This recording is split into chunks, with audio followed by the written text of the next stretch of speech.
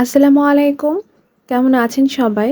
কাছে দূরে, দেশ দেশের বাহিরে যে যেখান থেকে আজকের ভিডিওটি দেখছেন, আশা করছি সবাই আল্লাহর রহমতে ভালো আছেন। আমরাও আলহামদুলিল্লাহ ভালো আছি। আরও একটি নতুন ভিডিও দেখার জন্য আপনাদের সবাইকে স্বাগত জানাই। আজকের ভিডিওতে আমার প্রিয় আপুদের জন্য খুব গুরুত্বপূর্ণ একটি টিপস শেয়ার করব আমার অভিজ্ঞতা থেকে। কারণ আমি জানি যে আমার এই ভিডিওগুলো যারা দেখেন তারা বেশিরভাগই বিজনেস টাইপের কাজকর্ম বেশি পছন্দ করেন। মানে যেই যেটা নিয়ে বিজনেস করেন না কেন, বিজনেস পছন্দ করেন বলেই কিন্তু আমার এই বিজনেস রিলেটেড কাজগুলো আপনারা পছন্দ করেন। তো এজন্য আমি আপুদের উদ্দেশ্যে আজকে একটা টিপস শেয়ার করব। অনেক আপুরাই বলেন আমাকে যে, "আপু ব্যবসা শুরু করেছি কিন্তু ওরকমভাবে সেল করতে পারছি না কিংবা হচ্ছে না।" তো সেই সম্পর্কে আজ ডিটেইলসে আলোচনা করব। আশা রাখছি আপুদের কাছে ভালো লাগবে। তো এখানে যেহেতু আমি আমার লাইফস্টাইলের কিছু কাজকর্ম শেয়ার করি, তো তার ধারাবাহিকতায় কিন্তু কাজগুলো আপনাদের সঙ্গে দেখাই আর তার মাঝে মাঝে আমার বিজনেস রিলেটেড কাজগুলো শেয়ার করি। এখানে সকালবেলার জন্য নাস্তা তৈরি করছি। আজকে ঝটপট নাস্তা করছি। এই যে বাচ্চাদেরকে ডিম দিয়ে টোস্ট করে দেব। আর আমাদের জন্য রুটি শুধু টোস্ট করে নেব ডিম ছাড়া। তো যাই হোক, বিজনেসের ব্যাপারে এবার বলছি। আপুরা যারা নতুন বিজনেস শুরু করেছেন কিংবা অনেকদিন ধরেই কন্টিনিউ করে যাচ্ছেন কিন্তু সেই পরিমাণ সাড়া পাচ্ছেন না, এগোতেও পারছেন না। তো সেই আপুদেরকে বলব যে আপুরা অবশ্যই আপনারা যেই ডিজাইনটা সিলেক্ট করবেন সেটার দিকে মেইন ফোকাস দেবেন। বিজনেস তো অনেকেই শুরু করতে পারে কিন্তু সবাই কিন্তু সাকসেসে যেতে পারে না। চেষ্টা থাকলেই হয় না, কিছু আপনাকে বুদ্ধি খাটিয়ে কাজ করতে হবে। বর্তমান ট্রেন্ড এরপর হচ্ছে ডিজাইন যেগুলো কাস্টমার পছন্দ করে মানুষের ভালো লাগে, এই টাইপের কিছু ডিজাইন আপনাকে একটু মাথা খাটিয়ে সিলেক্ট করতে হবে। আর এই বিষয়টা কিন্তু আপনাকে খুব গুরুত্বপূর্ণভাবে নিতে হবে যে ডিজাইন যেটা আপনি তৈরি করবেন সেটা যেন আপনার দৃষ্টিতে ভালো লাগে। সেটা তো আছেই। অন্যের কাছের জন্য ডিজাইনটা ইউনিক মনে হয় কিংবা তাদের মনে লাগে। কারণ কি, আমরা যখন একটা ড্রেস কিংবা কোনো খাবার যেটাই চোখে দেখি না কেন, আগে যদি ভালো লাগে তাহলে ওটার মধ্যে হাত দেই কিংবা টেস্ট করি।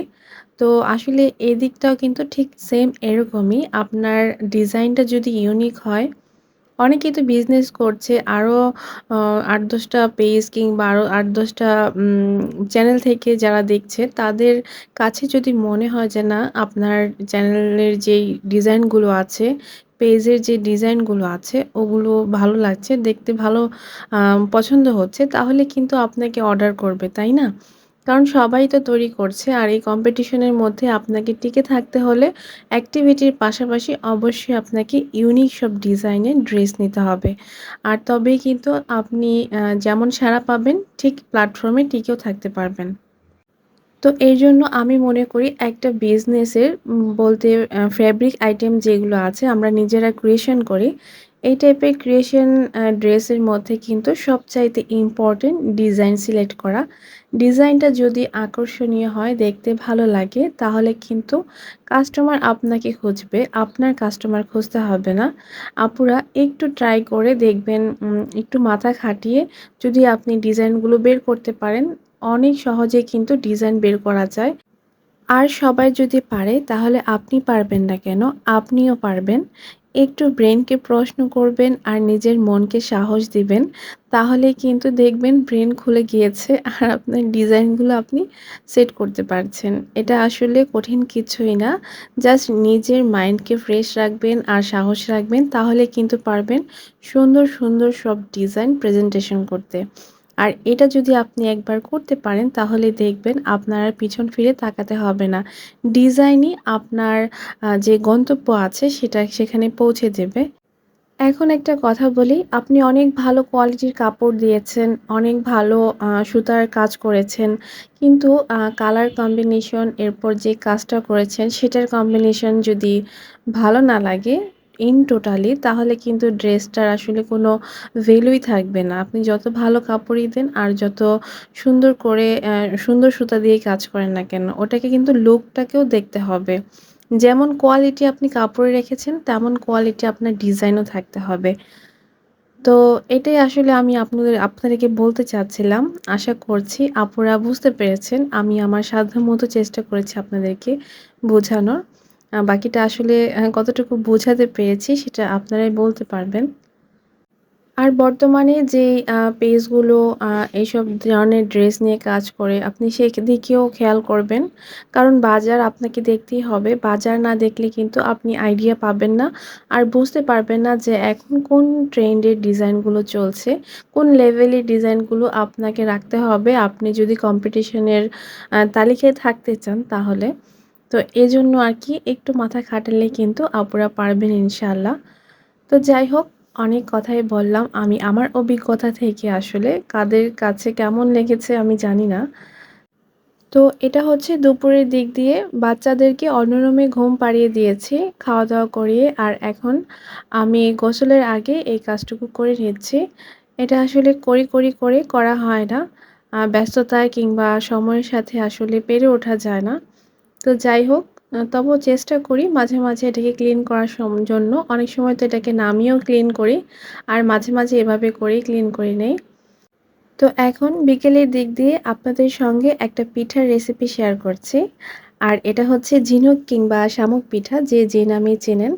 তো এখানে আমি ১ কাপ শুকনো চালের গুঁড়ির জন্য ১.৫ কাপ পরিমাণ পানি দিয়ে ফুটিয়ে এর মধ্যে চালের গুঁড়াটা দিয়ে নিয়েছি। আর সাথে কিন্তু পরিমাণ মতো লবণও দিয়েছি। দেওয়ার পর ২ মিনিট দমে রেখে প্রথমে একটু নেড়েচেড়ে আবারও আমি ৫ মিনিটের জন্য দমে রেখে দিয়েছি। এরপর এটাকে নামিয়ে খুব ভালোভাবে মথে নেব। এটা খুব মসৃণ করে মথে নিতে হবে, তা না হলে কিন্তু পিঠাটা ভালো হবে না। তো এই তো টোটালি মথা হয়ে গেছে। এখন আমি এটা দিয়ে ছোট ছোট করে এরকম লেচি কেটে এরপর এরকম করে শামুকের ডিজাইন করে দিব। শামুক নাকি লাটিমের মতো আরকি। তো যাই হোক, এখন হচ্ছে এটাকে চিরুনি দিয়ে আমি শেপ দিয়ে নিব। এখানে আমি ২ সাইজের চিরুনি নিয়েছি।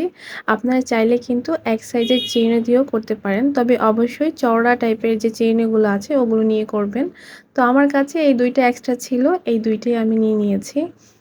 তো এই যে দেখতে পাচ্ছেন আমি কিভাবে করলাম, আর ঠিক এভাবে করেই কিন্তু প্রত্যেকটা পিঠা আমি বানিয়ে নিচ্ছি। ভিডিওটি যদি ভালো লেগে থাকে তাহলে প্লিজ আপুরা একটি লাইক দিতে ভুলবেন না। চাইলে আমার এই ছোট্ট চ্যানেলটিকে সাবস্ক্রাইব করে নিতে পারেন। তো আমি সবগুলো পিঠা এভাবে করে বানিয়ে নিয়েছি। আর এখন মিডিয়াম আঁচ রেখে এটাকে আমি খুব স্লোলি ভাবে ভেজে নেব। একটু সময় নিয়ে ভাজতে হবে, তা না হলে কিন্তু এটা একদম মুচমুচে হবে না। আর এখানে ১ কাপ গুড়ের মধ্যে আমি ১/২ কাপের একটু কম পানি দিয়ে গুড়টাকে গলিয়ে নিয়েছি। আর এখন এটাকে মুচমুচে হয়ে গেলে গুড়টা গরম থাকা অবস্থাতেই সাথে সাথে আমি এখানে ডিপ করে নিব। তবে এখন কিন্তু আমি চুলাটা বন্ধ করে দিয়েছি। আর এই যে সাথে সাথে দিয়ে দিচ্ছি, আর এখন নেড়ে চেড়ে খুব দ্রুত এটাকে নামিয়ে ফেলবো, তা না হলে কিন্তু পিঠাগুলো নরম হয়ে যাবে, মুচমুচে থাকবে না। তো এই তো তৈরি হয়ে গেল মজাদার ঝিনুক পিঠা। আশা করছি আপনাদের কাছে ভালো লেগেছে। আজ এখান থেকে বিদায় নিচ্ছি। আল্লাহ হাফেজ। আসসালামু আলাইকুম।